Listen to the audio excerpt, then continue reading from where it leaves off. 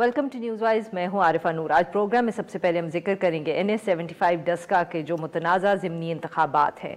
Election commission of Pakistan का फैसला आ गया है। 19 फरवरी को होने वाले जिस इंतखाब के अंदर वोटों की गिनती के दौरान जो गायब हुए थे रिटर्निंग ऑफिसर्स और फिर सामने आए थे अचानक से, इतना बड़ा तनाज़ा बन गया कि इलेक्शन कमीशन ने एक इंक्वायरी ऑर्डर की और समात जो थी वो पूरा हफ्ता जारी रही। और PTI के जो उम्मीदवार हैं अली असजद मली साहब, उन्होंने इलेक्शन कमीशन के अंदर ये मौक़िफ़ इख्तियार किया कि जो मुतनाज़ा नताइज हैं 20 के करीब पोलिंग स्टेशंस के, उधर दोबारा इंतखाब करवा लिया जाए। पाकिस्तान तहरीक इंसाफ को कोई एतराज़ नहीं होगा। नवाज लीग की जो मगर उम्मीदवार थी सैयदा नौशीन इफ्तिखार साहिबा, उन्होंने पूरे हल्के के अंदर दोबारा इंतखाब मांगा। जो फैसला आज इलेक्शन कमीशन ने सुनाया उसके अंदर उन्होंने जो इंतखाब हुआ था उसको कालअदम करार दे दिया और कहा कि 18 मार्च को पूरी कंस्टिट्यूंसी के अंदर दोबारा पोलिंग होगी। तहरीरी फैसले के अंदर कमीशन ने यह लिखा है कि इंतखाबी उम्मीदवारों और वोटर्स दोनों के लिए जो माहौल था वो मुनासिब बिल्कुल नहीं था। पोलिंग के दौरान फायरिंग हुई, हलाकतों के वाक़यात भी देखने को आए और इसके बायस हल्के के अंदर एक आज़ाद और मुनसिफाना और शफाफ इंतखाब होते हैं वो ना हो सके। इसके साथ साथ इलेक्शन कमीशन ने NS-75 के जो ज़िमनी इंतखाब हैं उसके दौरान फ़राइज़ से गफलत बरतने पर 4 मार्च को chief secretary Punjab IG Punjab को भी ज़ाती तौर पर तलब कर लिया है, जबकि जो कमिश्नर हैं गुजरांवाला डिवीज़न के और मुतल्लिका RPO, उनको कहा है कि उनको ओहदों से तब्दील कर दिया जाए। इसी हवाले से गुफ्तगू करने के लिए आज हमारे साथ मौजूद हैं barrister Ali Zafar, senator elect हैं, वकील भी हैं, तहरीक इंसाफ के मेंबर हैं, और हमारे साथ मौजूद हैं बैरिस्टर सलमान अकरम राजा साहब, वकील हैं, मुस्लिम लीग नून के उम्मीदवार के और एक सीनियर लीगल लॉयर भी हैं। Welcome to the show gentleman. Ali Zafar साहब, सबसे पहले तो सर मुबारक हो आपको। आई थिंक यू नो अच्छी चॉइस रही पाकिस्तान तहरीक इंसाफ की। कोई ना जमात के अंदर से ना जमात के बाहर से किसी ने कोई तनकीद की आपकी, और अब तो अनअपोज्ड आप इलेक्ट भी हो गए। सर, आज के इशू पे बात करने से पहले जल्दी से ये बताएं कि कुछ इतलात ऐसी भी आ रही हैं कि आप शायद लॉ मिनिस्टर बनने वाले हैं। ऐसी कोई प्लान नहीं था, बस आपको बहुत बहुत मेहरबानी, आपने मुबारकबाद दी। बड़ा ये जिम्मेदारी है सेनेटर बनना, और दुआ मेरी यही है कि मैं इस जो इतना अहम ओहदा है उसके ऊपर अपनी पूरी सलाहियत के मुताबिक अपना काम कर सकूं। बट आपका बहुत शुक्रिया कि आपने मुझे मुबारकबाद दी। Thank you sir. जी सलमान साहब, फैसला आपके सामने है सर। आप क्विकली कमेंट करेंगे कि बेसिकली आपकी क्या अपील थी और जो भी आज फैसला ICP का हुआ है, क्या ये पाकिस्तान मुस्लिम लीग नवाज की जो सारी उम्मीद थी या जो आप लोगों की लीगल आर्ग्यूमेंट्स थी उस पर पूरा उतरता है? देखिए, जो हमारी इस्तदा थी उसके तो ये मुताबिक है फैसला, और इस्तदा हमारी ये थी कि ये मामला कोई एक आम इलेक्शन में धांधली का नहीं था, जहां एक फरीक के जो सवारी हैं या साथी हैं वो कोई गड़बड़ करते हैं, कोई वोट स्टफ करने की कोशिश करते हैं। यहाँ ऐसा मामला नहीं था। यहाँ एक बड़ी मुनज़्ज़म नौयत की एक साजिश थी जिसमें सरकारी ओहदेदारान, अफसरान जो हैं नीचे से लेकर ऊपर तक शामिल थे, और उसकी देखें जो उसकी शहादत सामने आई वो बहुत मजबूत थी। एक ये कि एक DSP साहब उस इलाके के थे, जुल्फ़िकार विर्क साहब, उनके हवाले से बहुत सी शिकायत थी कि वो जानिबदारी का मुजाहरा कर रहे हैं। मेरी मौकला ने उनके खिलाफ दरख्वास्त दी कि वो मेरे ख़ानदान पर मुकदमात बना रहे हैं, लोगों को गिरफ्तार कर रहे हैं बेजा। इलेक्शन कमीशन ने बगौर उस दरख्वास्त का मुआयना किया और ये हुक्म दिया कि इनको हटा दिया जाए इस हल्के से। उनका नाम जुल्फ़िकार विर्क है। एक दफ़ा हुक्म दिया, उस पर अमल नहीं हुआ, फिर हुक्म दिया, फिर नोटिस किया, हाई लेवल पे IG साहब को कहा, बिलाखिर वो हट गए। लेकिन 19 फरवरी को जब इलेक्शन होता है तो इलेक्शन के लिए जो ड्यूटी की जाती है सिक्योरिटी की, उसमें फिर उनको जुल्फ़िकार विर्क नहीं, जुल्फ़िकार अली के नाम से मुतय्यन कर दिया जाता है।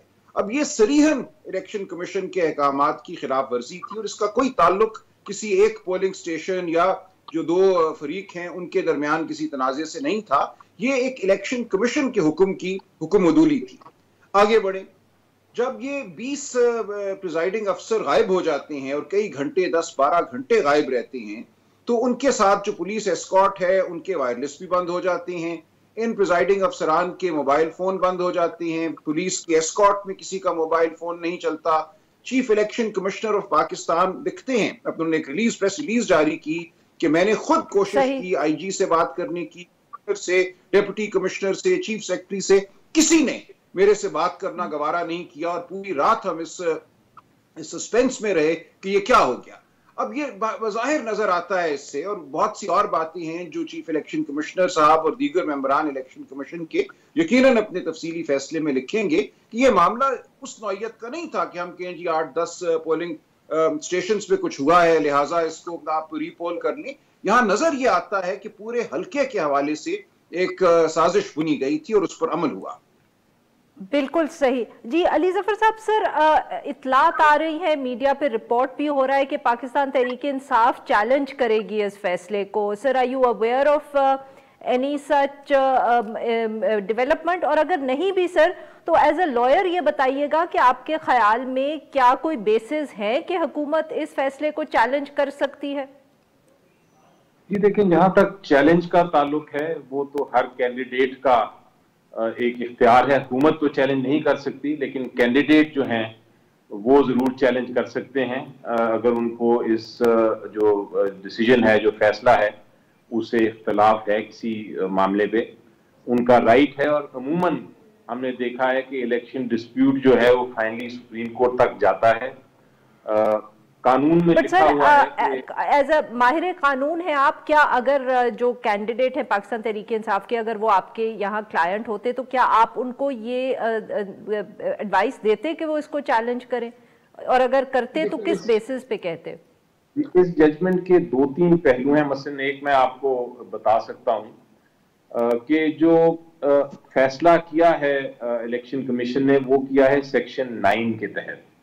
और सेक्शन 9 ये कहता है कि आप एक अगर आपके पास रिकॉर्ड हो, आप एविडेंस लें, इंक्वायरी करें, और इंक्वायरी के बाद अगर आपको कोई मामला नजर आता है कि उसमें बहुत सीरियस किस्म की गैर कानूनी हरकतें हो गई हैं, और आपको शहादत के बाद जब ये फैसला आप करें, तो फिर उसके बाद आप ये पोलिंग पे या स्टेशंस पे या पूरी कॉन्स्टिट्यूंसी में रीपोलिंग करा सकते हैं।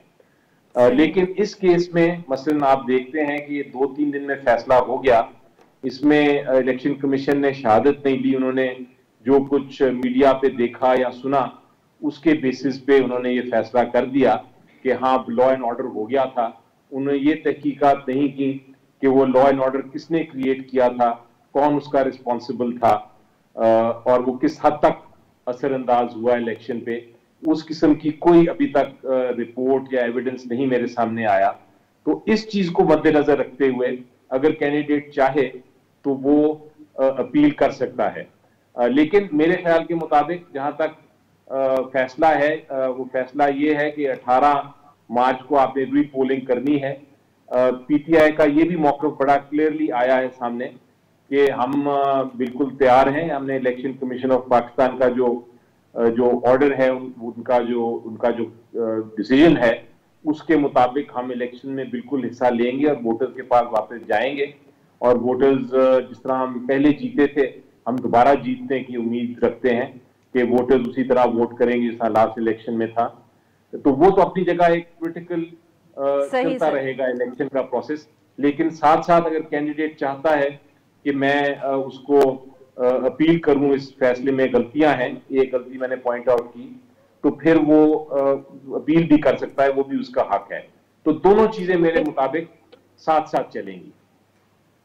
बिल्कुल। सलमान साहब, सर ये जो अली जफर साहब ने पॉइंट उठाया है कि शहादतें नहीं ली गई, इन्वेस्टिगेट थरली नहीं किया इलेक्शन कमीशन ने, जो वो जिसको कहते हैं प्राइमा फेसा जो उनके सामने इवेंट्स थे, उसकी बेसिस पे उन्होंने फैसला कर दिया। आपके ख्याल में ये एक ऐसा लीगल पॉइंट है या लीगल लूप होल है जिसको पाकिस्तान तहरीक इंसाफ के जो कैंडिडेट हैं वो एक्सप्लॉइट कर सकते हैं, इसको कोर्ट में लेके जा सकते हैं? देखिए, किसी भी फैसले के हवाले से जरूर होते हैं नुकात जो उठाए जा सकते हैं, लेकिन यहाँ आप ये देखें कि जो सेक्शन 9 है इलेक्शन एक्ट 2017 का, वो ये कहता है कि on the basis of facts which are established on the record और such inquiry as the election commission में कैरी आउट। सो दोनों बातें हैं। अब अगर इलेक्शन कमीशन के सामने कुछ मामलात ऐसे थे जो बिल्कुल वाजे और मुस्तनद हैं, जैसा कि मैंने अर्ज किया, उन्होंने हुक्म दिया कि इस शख्स को, इस पुलिस अफसर को हटाओ, उसको नहीं हटाया गया, उसको फिर नाम बदल के लगा दिया गया, या वो कहते हैं कि मैंने कोशिश की लॉ एंड ऑर्डर की खातिर, उन प्रिजाइडिंग अफसरान को ढूंढवाने की खातिर, और पूरी रात पूरी इंतजामिया जो थी वो मुझसे एतराज करती रही। ये ऐसे मामलात हैं जो उनके अपने एक तरह से जुडिशल नोटिस में हैं। तो अगर इनकी बुनियाद पे वो कोई एक नतीजा अखज करते हैं तो वो नतीजा आखिर इलेक्शन कमीशन ऑफ पाकिस्तान है, ये कोई सिविल जज थर्ड क्लास नहीं है कि हम उनकी राय को इतनी आसानी से रद्द करते हैं। अब देखेंगे आगे बात कैसे चलती है, लेकिन जैसा कि मैंने कहा कि हर फैसले के हवाले से एतराज उठाया जा सकता है, कानूनी बहस की जा सकती है, लेकिन आज जो फैसला आया है उसने बड़ा वाज़ेह ये इंदिया दिया है कि इलेक्शन के साथ अगर खिलवाड़ होगा, अगर हुकूमती ताकत को इस्तेमाल किया जाएगा तो इलेक्शन कमीशन खामोश नहीं बैठेगा और ये नहीं सुनेगा कि जाएं इसको आप इलेक्शन ट्रिब्यूनल में ले जाएं, वहां 5 साल गवाही शहादत होती रहे, टर्म खत्म हो जाए असेंबली की और उसके बाद मुकदमा चलता रहे। तो ये बहुत एक हमारी अफसोसनाक रविश है कि कुछ भी कर दो, इलेक्शन में एक दफा अगर आप आकर बैठ गए नशिस्त पे तो फिर बहुत ही मुश्किल होता है आपको वहां से हटाना का, कुछ भी बदउनवानी हुई हो कैंपेन के दौरान। जी अली जफर साहब, सर वुड यू आप इत्तेफाक करेंगे सलमान साहब से जो इन्होंने बात की है, बिकॉज ऑब्वियसली ये सिर्फ आप दोनों तो लीगल एक्सपर्ट्स हैं, पर सर वैसे भी बहुत से तज्जियाकार ये बात कर रहे हैं जो क्लोजली इसको फॉलो कर रहे थे कि एक नया प्रेसिडेंट भी सेट हुआ है। ईसीपी जिसके पास पावर्स तो बहुत थे, मगर हमने माजी में देखा नहीं कि वो अपनी ताकत को, अपने पावर्स को एक्सरसाइज करें। तो इन दैट सेंस ये एक ईसीपी ने नया प्रेसिडेंट सेट किया है और ये मुस्तकबिल के लिए एक अच्छा ओमन हो सकता है। Would you agree sir? जी देखें, इसमें तो कोई शक नहीं कि इलेक्शन कमीशन ऑफ पाकिस्तान मेरा ख्याल है आज़ाद है और थी भी, लेकिन पहले दबाव में रहती थी। अब चूंकि हुकूमत का क्रेडिट मेरा ख्याल देना चाहिए आपको कि हुकूमत ने किसी किस्म का कोई प्रेशर नहीं जो माजी में हुकूमतें करती रही हैं दारों पे रखा हुआ, इसलिए वो बिल्कुल आज़ाद तरीके से जो करना भी चाहिए, होना भी ये चाहिए। इसी तरह स्टेट भी आगे चलती है, इसी तरह एक नेशन डेवलप भी होती है कि इंस्टीट्यूशन उसकी मजबूत हों और फैसला कर दें। आप उस फैसले से एग्री करें या ना करें, लेकिन फैसला करने की जरूरत तो होनी चाहिए और वो इलेक्शन कमीशन ऑफ पाकिस्तान ने किया है। और ये प्रेसिडेंट की आप बात कर रही कि इससे पहले हुआ है कि नहीं, इससे पहले भी इलेक्शन कमीशन ऑफ पाकिस्तान ने कई केसों में इलेक्शंस की रीपोलिंग का ऑर्डर दिया है। हर केस अपने हकायक पे डिपेंड करता है, लेकिन ये अच्छी बात ये है कि कम से कम इलेक्शन कमीशन ऑफ पाकिस्तान ये देख रहा है। और इस मामले में जहां इलेक्शन कमीशन ऑफ पाकिस्तान ने ये कहा है कि इस इलेक्शन में लॉ एंड ऑर्डर इतना मजबूत नहीं था और कमजोर था, ये फिर एक तरह इलेक्शन कमीशन ऑफ पाकिस्तान ने अपने ऊपर ही इल्जाम लगाया है, क्योंकि इलेक्शन कराना जो है वो इलेक्शन कमीशन का काम होता है और उसके पास पूरे इख्तियारात हैं कानून में कि वो दुरुस्त इंतजामात करे। तो अगर इंतजामात में कोई मसाइल थे या मसला इलेक्शन कमीशन ने देखा, तो फिर वो इलेक्शन कमीशन एक तरह ये कह रहा है कि हमसे भी निगरानी सही तरीके से नहीं हुई। तो ये भी एक अच्छी बात है कि आप सेल्फ अपनी कारकर्दगी पे भी नजरसानी करें और उसको बेहतर करें। हो सकता है आगे जाके इलेक्शन में जो लकूनाज हैं, जो प्रॉब्लम्स हमने देखे, जो मसाइल पेश आए, वो उनको रिजॉल्व किया जा सकता है। लेकिन जिस तरह मैंने कहा, बहुत शुक्रिया हमारे दो मेहमानों का, उन्होंने साथ गुफ्तगू की। नाजरीन यहाँ पे लेंगे एक छोटा सा ब्रेक और ब्रेक के बाद हम कोशिश करेंगे कि हम बात करें इन दो पाकिस्तान तहरीक इंसाफ और पाकिस्तान मुस्लिम लीग नवाज के जो उम्मीदवार थे NA-75 के। स्टे विद अस।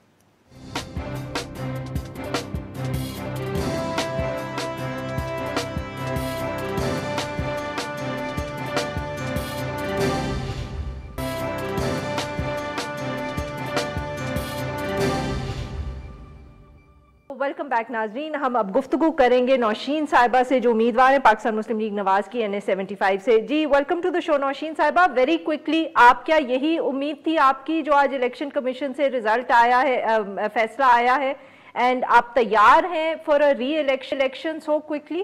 बिल्कुल, वी आर रेडी है माशाल्लाह, हम लोग फिर तैयार हैं। और जो आज फैसला आया है वो अवाम को NA-75 को उनका हक मिला है, तो हम वेरी ग्रेटफुल कि ECP में जो है वो लोगों का जो एक राय थी उनका हक है, आज वो इंसाफ मिला है उन लोगों को। जी नौशीन साहिबा, क्या आप लोगों को कोई खदशा है कि अगर पाकिस्तान तहरीक इंसाफ ने चैलेंज कर दिया फैसला तो आपके लिए मुश्किलात हो सकती हैं? अच्छा, यूटर्न हो गया आज तो? नहीं, हुआ नहीं है, इत्तलात आ रही है कि वो सोच रहे हैं, इसलिए मैं पूछ रही हूँ कि आप। यूटर्न तो आना था, वो एक्सपेक्टेड है उनका, क्योंकि इलेक्शन कमीशन के बाद प्रेस कॉन्फ्रेंस में तो ये मान आए हैं और इन्होंने कहा भी है कि जी ये तैयार है री इलेक्शन के लिए, तो आई थॉट कि अब तक यूटर्न हो गया होगा। बहुत शुक्रिया नौशीन साहिबा। जी मली साहब, सर आप लोगों की अभी ऑब्वियसली तवक्कुआत और थी, आप चाहते थे कि सिर्फ कुछ पोल्स जो है पोलिंग स्टेशंस उनके ऊपर री इलेक्शन हो। अब सर इस फैसले को क्या आप कर रहे थे एक्सपेक्ट कि ECP का फैसला आपके खिलाफ जाएगा? नहीं जी, बिल्कुल भी नहीं, बिकॉज टेक्निकली और लीगली जो हमारा पॉइंट ऑफ व्यू था वो बड़ा स्ट्रांग था और हम ये बिल्कुल भी एक्सपेक्ट नहीं कर रहे थे कि ऐसा फैसला आएगा। इट्स क्वाइट शॉकिंग और इंशाल्लाह ये सुप्रीम कोर्ट में ओवरटर्न हो जाएगा। सर तो आपने फैसला कर लिया है इसको कि आप सुप्रीम कोर्ट में चैलेंज करेंगे, या ये अभी इज समथिंग के जो वजीर आजम के साथ मिलके या उस्मान डार के साथ आपके साथ बात करके आप फैसला करेंगे, या ये अब फाइनल फैसला है आपका कि आप इसको चैलेंज करें? मेरी पार्टी ने फैसला करके मुझे कहा। सही, बट सर मुश्किल नहीं होगा कि आप इसको चैलेंज करें सुप्रीम कोर्ट के अंदर ECP के फैसले को? बिकॉज अभी हम अली जफर साहब से भी बात कर रहे थे, वकील हैं वो, तहरीक इंसाफ का हिस्सा है, वो कह रहे थे कि ऑब्वियसली लीगल लूप होल्स हैं जिनके ऊपर के बेसिस पे आप चैलेंज कर सकते हैं, पर उनके ख्याल में साथ साथ ECP ने माजी के अंदर भी ऐसे फैसले किए हुए हैं जहां उन्होंने री ऑर्डर किए हैं पोल्स। जी बिल्कुल किए होंगे, मगर वो किसी और बुनियाद पे होंगे, कोई डॉक्यूमेंटेशन होगी साथ, यहाँ पे नहीं है।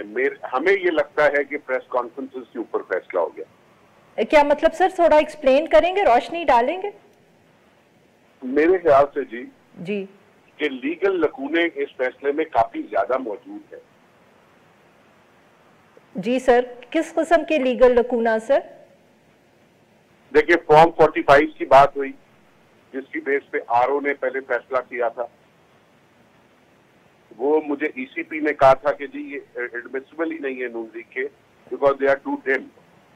तो वो आज कैसे एडमिसिबल हो गए? जब फायरिंग की इन्होंने बात की थी तो ऑनरेबल चीफ इलेक्शन कमिश्नर साहब ने कहा था कि मलिक साहब आपने अच्छा किया, आप पोलिंग पे पहुंच गए और आपने जाके फायरिंग रुकवाई वहां पे, ये तो कैंडिडेट ने अच्छा किया। तो इस तरह कॉल ऑफ फेल का बहुत ज्यादा सजा देगी। देखिए, इन राइटिंग RO ने लिख के दिया कि जी मेरे साथ इंतजामिया ने बिल्कुल तावन नहीं किया, और वर्बली जो आके स्टेटमेंट दे के गए उन्होंने कहा जी सारी इंतजामिया ने मेरे से भरपूर तावन किया। सो नंबर ऑफ थिंग्स जिसकी बेस पे इंशाल्लाह ये चेंज हो जाएगा। अच्छा सर, ये बताइएगा, क्योंकि जो सिस्टम जो पाकिस्तान का है वो कुछ इस तरह से चलता है कि फैसले आने में बहुत वक्त लगता है, केसेस लगने में वक्त लगता है, और आपको मालूम है स्पेशली जो इलेक्शंस के हवाले से केसेस होते हैं, आपकी तो जमात ने खुद देखा हुआ है कि स्टे ऑर्डर्स पे कई दफे फैसले चलते हैं, 5-5 साल गुजरते हैं। तो सर अगर इलेक्शन भी हो गया इन द मीन टाइम, जब आपका केस सुप्रीम कोर्ट में चल रहा हो, तो तब पाकिस्तान तहरीक इंसाफ का क्या फैसला होगा? आप इलेक्शन के अंदर हिस्सा लेंगे? और मैं जा रहा हूँ इलेक्शन लड़ने टिका के। अच्छा, ठीक है ना जी, इंशाल्लाह PTI जीतेगी। पिछली दफा से 50,000 वोट दसका की आवाम ने PTI को ज्यादा डाले, 50,000 वोट। इंशाल्लाह इस दफा उससे भी ज्यादा होंगे, आप देखना इंशाल्लाह। बिल्कुल सही। नौशीन साहिबा भी हमारे साथ मौजूद है। जी नौशीन साहिबा, ये पाकिस्तान तहरीक इंसाफ की तरफ से बहुत दफे हमें सुनने को मिला है कि उन्होंने जो इलेक्शन मार्जिन था या विक्ट्री का मार्जिन था वो बहुत कम कर लिया इस दफे। क्या आपको कोई खदशा है कि अगली दफे इलेक्शन में ये और कम हो सकता है? Are you ready for the challenge that PTI is throwing your way? जी बिल्कुल, I am ready for the challenge. और चैलेंज इस तरह के जब बिस्तफा दरवाजे खुले रहेंगे, लोग अपना वोट कास्ट करेंगे, तो इनको खुद ही उसका पता चल जाएगा। जो फैसला हुआ है ना वो इनको इस चीज का जवाब दे देगा। मेरा स्टैंड वही था, लोगों को वोट कास्ट करने दिया जाता, और in fact despite of the fact कि वो पीटीआई का वोटर था या पीएमएलएन का वोटर था, जिस तरह मैंने दरवाजे खुलवाए वो मुझे पता है। और मैं साथ एक चीज ऐड करना चाहूंगी, अभी मल्लिक साहब एक बात कर रहे थे इलेक्शन के उस पूरे दिन को लेके, क्या वहां पे जाने गई, 2 बच्चों ने अपनी जानें गंवाई, एक बच्चा हॉस्पिटल में एडमिट है, उनको फायर लगे, ओपन फायरिंग हुई, एरियल फायरिंग हुई, वहां पे लोगों को रोका गया। तो क्या सब इनफ नहीं था एक री इलेक्शन के लिए? ईसीबी को ये फैसला नहीं देना चाहिए था? कितनी ज्यादा इलीगैलिटी थी वहां पे, लोगों को घंटों इंतजार करना पड़ा, 2:30 बजे के बाद पोलिंग टोटल बंद कर दी गई, लोगों को इंजरीज हैं, लोगों के ऊपर एफआईआर काटी गई, लोगों को अगवा किया गया, और सबसे बढ़ के पहली बार 20 पीओ विद रिजल्ट जो है यरगमाल बनाए गए। तो क्या ये सब फेयर था? क्या एक free and fair election policies के अंडर ये सब चीजें जो हुई हैं, क्या ये होनी चाहिए थी? इस फैसले के लिए ये सब चीजें कम है? मेरा क्वेश्चन यही है मल्ली साहब से कि प्लीज अपनी आंखें खोले। तब्दीली का नारा लगाने वाले लोग सिर्फ बातों से तब्दीली नहीं आती, आज का ये डिसीजन हिस्टोरिकल है और ये तब्दीली है, असल तो तरक्की अब पाकिस्तान करेगा। बहुत बहुत शुक्रिया दोनों मेहमानों का हमारे लिए वक्त निकाला। नाज़रीन, यहाँ पे लेंगे एक छोटा सा ब्रेक, और जब हम ब्रेक से वापस आएंगे तो हम बात करेंगे पाक भारत ताल्लुकात की, और जो एक बहुत मेजर ब्रेक थ्रू आज LOC के हवाले से सामने आया है। Stay with us.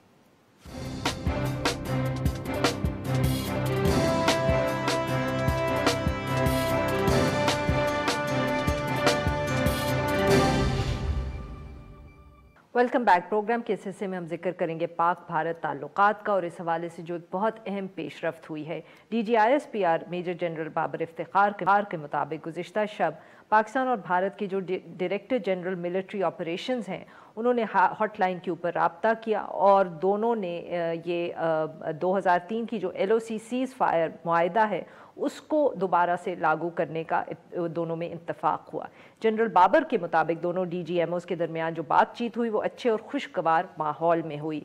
बैकड्रॉप इसका ये है कि बहुत कशीदगी रही है दोनों ममालिक के दौरान, और ख़ास तौर पे इसका हमने असर देखा है LOC के ऊपर। कहा जाता है कि 2018 में ये जो खिलाफ वर्जियाँ थीं इनसे सबसे ज़्यादा जानी नुकसान हुआ है।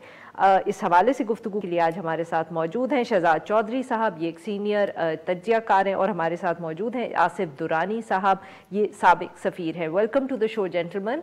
जी शहजाद चौधरी साहब, सर आपसे गुफ्तगू का आगाज़ करेंगे। सर, वाज दिस सरप्राइज जो एकदम अचानक से अनाउंसमेंट हुई है, और ऑब्वियसली बात ये भी आ रही हैं कि बहुत तफसील से काफ़ी अरसे से कोई बैक चैनल गुफ्तगू हो रही थी DGMOs के दरमियान, और आज जो हम उसका नतीजा हम देख रहे हैं सामने।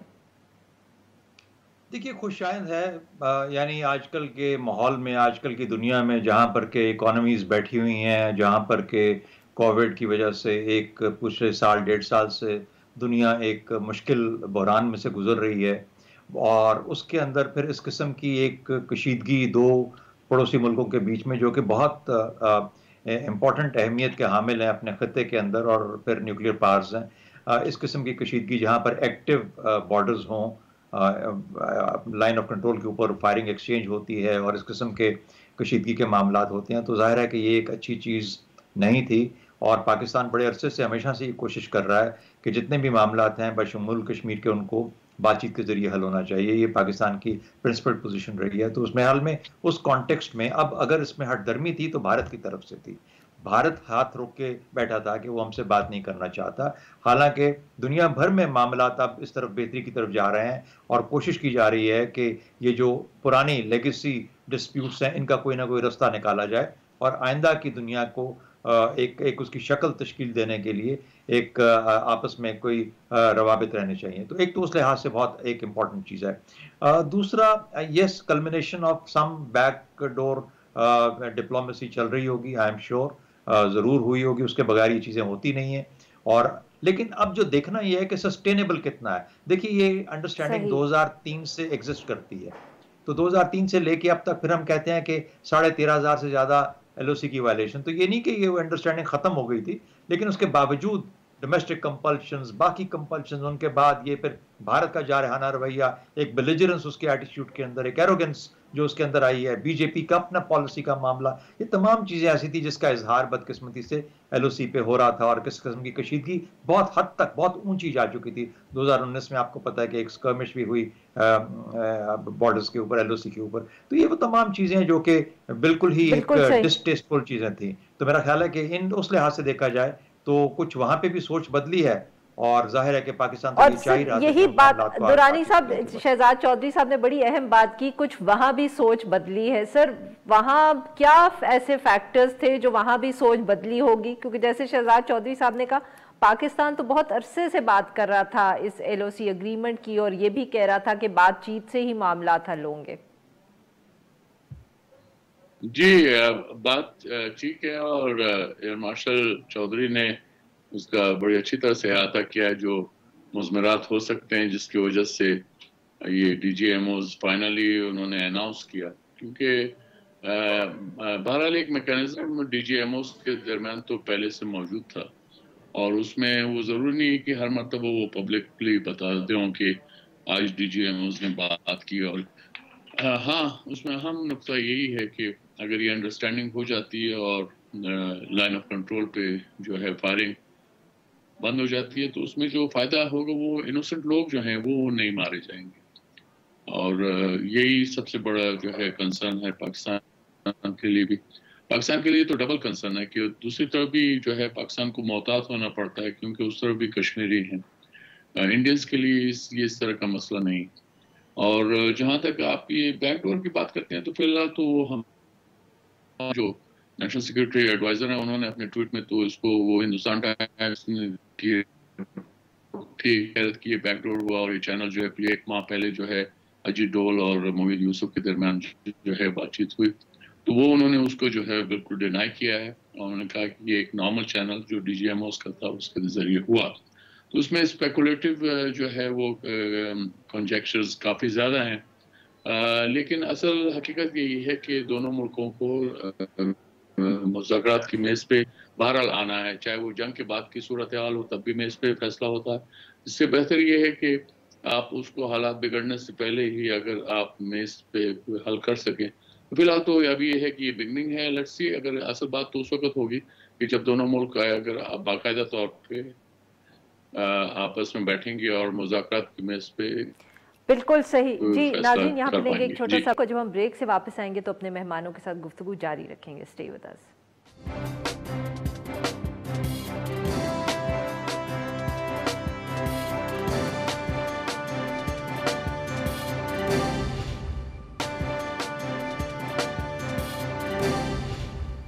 वेलकम बैक नाज़रीन। हम गुफ्तगू करें शहजाद चौधरी साहब से और आसिफ दुरानी साहब से और हम बात कर रहे हैं जो आज एलओसी के हवाले से एक बहुत बड़ी अनाउंसमेंट सामने आई है। जी शहजाद चौधरी साहब, सर वही बात बार बार कि एकदम अचानक इस तरह की अनाउंसमेंट सामने आ गई तो सबसे पहला सवाल ये होता है कि ये कैसे हुआ। सर दुनिया के अंदर तब्दीली आई, अमेरिका के अंदर बहुत एक अहम इलेक्शन हुआ, एडमिनिस्ट्रेशन तब्दील हुई। क्या आपका ख्याल है कि कुछ इस तरह के जो एक्सटर्नल फैक्टर्स हैं उनका भी कोई असर या रोल हो सकता है इस डेवलपमेंट के अंदर? अच्छा, ऐसा करते हैं आपकी इजाज़त के साथ कि ये सवाल आसिफ दुरानी साहब को हम दे देंगे क्योंकि वो एक्सपर्ट हैं इंटरनेशनल रिलेशंस के। मैं आपसे गुजारिश करता हूं कि मोदी साहब ने या बीजेपी ने अपनी सोच क्यों बदली हो। ये नहीं कि वो बदले हैं, देखिए आने वाले दिन बताएंगे कि ये सोच सस्टेनेबली बदली है या वैसे ही फॉर द मोमेंट बदली है। जैसे हमने कहा 2003 का अंडरस्टैंडिंग तो पहले से एग्जिस्ट करती थी, उसके बावजूद इतना कुछ हो गया। बहरहाल लेट्स एज्यूम कि ये अब बदली है उनकी सोच। उसकी वजूहात क्या हो सकती हैं? फार्मर्स की आप देखिए इस वक्त कितनी ज़्यादा वहाँ पर एक चल रही है इंडिया के अंदर, एक डोमेस्टिक एनवायरनमेंट के अंदर एक इश्तहाल है। दूसरा, चीन के साथ मामला अभी उन्होंने सुधारे हैं, यानी कोशिश की है और उन्होंने 1959 का जो अपना चीन के साथ एग्रीमेंट था वहाँ पे अपने बॉर्डर्स को या एलओसी को वहाँ ले गए हैं। ये बहुत अरसे से डिमांड थी चीन की कि आप वापस fall back to the 1959 lines. अच्छा, तो वो उन्होंने मान लिया खामोशी के साथ। तो कुछ बड़ी हद तक उनकी मोदी की जो अंदर अपने अंदरूने खाना मुश्किलात बढ़ी हैं, जब बहुत ज़्यादा कमेंट्री हो रही है वहाँ पर कि जी आपने चीन के आगे हथियार डाल दिए। उन्होंने अब उसको बदला करने के लिए उन्होंने कहा कि सिर्फ हमने चीन के आगे हथियार नहीं डाले, हम पाकिस्तान से भी बात कर रहे हैं। और ये तो हमारी एक पॉलिसी के अंदर तब्दीली है कि हम अपने पड़ोसी ममालिक के साथ मामला को सुधारने की कोशिश करें। तो मेरा ख्याल है इस कवर के नीचे पाकिस्तान के साथ भी और फिर चीन के साथ भी और फिर उसके बाद जो अंदरूनी मसाइल हैं वहां से भी किसी हद तक एक हटाने के लिए एक फॉरेन पॉलिसी की एक नई जोहद स्टार्ट की ताकि कुछ डिस्ट्रैक्शन क्रिएट हो। तो ये पॉसिबिलिटीज हैं विद इन इंडिया कि ये व्हाई बिल्कुल सही sir, begin to think differently, but there you are। अब let's listen to Asif Durrani साहब की ये क्या कहते हैं अबाउट इंटरनेशनल। जी दुरानी साहब, शहजाद चौधरी साहब ने इंटरनली तो हमें समझा दिया, अब एक्सटर्नल फैक्टर्स जो हैं कुछ उनके ऊपर रोशनी सर आप डाल दें। देखिए, डिप्लोमेसी में इतना स्पेकुलेटिव होना जो है ना, वो अपने आप को एम्बैरस करने के मुतरादिफ होता है, लेकिन उसमें we can stretch our imagination to any limit. लेकिन इसमें जाहिर है जो बाइडेन एडमिनिस्ट्रेशन है उसका अगर रोल फिलहाल नहीं है तो उसमें ये जो कंजेक्चर्स हैं वो तमाम साइड से होंगे।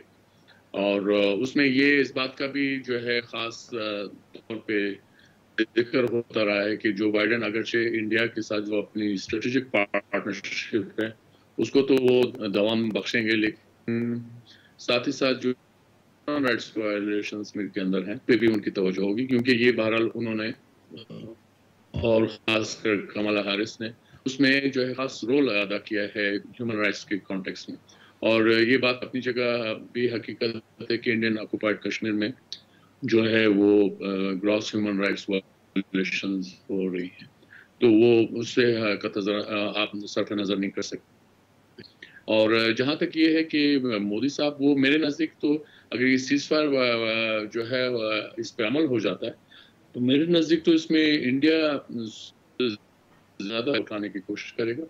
वो ये दुनिया को ये पोर्ट्रेट करेंगे कि नॉर्मलसी है, लेकिन इसमें असल हकीकत तो सामने आएगी कि खुद ऑक्युपाइड कश्मीर के अंदर जो कश्मीरी हैं वो कैसे रिएक्ट करते हैं। इस वक्त जो लॉकडाउन सिचुएशन है वो पार्शली लिफ्ट हुई है, लेकिन सिचुएशन अभी भी उसी तरह टेंस है और लोगों को जो है उनकी जो राइट्स है वो मजीद जो है उनको उन्होंने करप्ट किया है। तो ये तमाम चीज़ें हैं। तो